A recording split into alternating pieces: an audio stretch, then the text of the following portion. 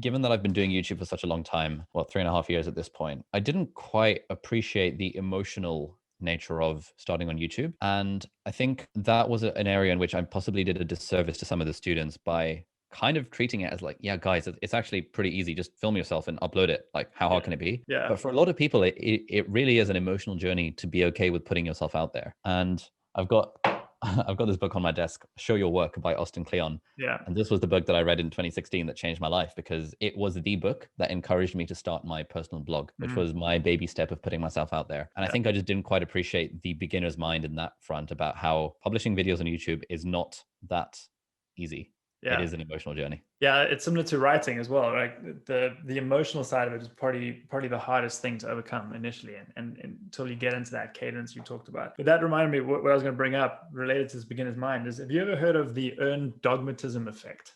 No, what is that? So it was a study, I think they did at Loyola in Chicago, where the hypothesis was that once you become an expert on something, you become by default less equipped to teach it to people.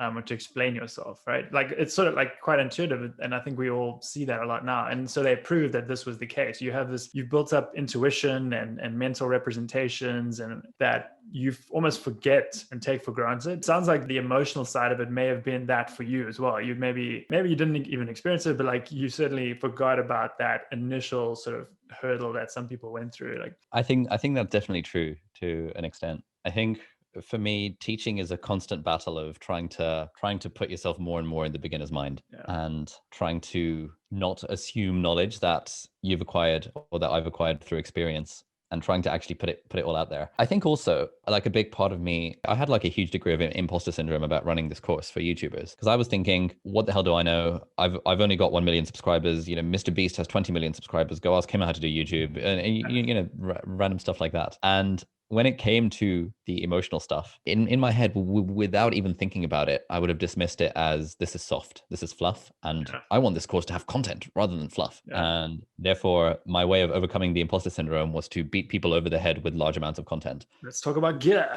Yeah, exactly. Let's talk about gear. Let's talk about the systems. Let's talk about the methods, the 6 steps of audio generation. The 8 levels of repurposing content.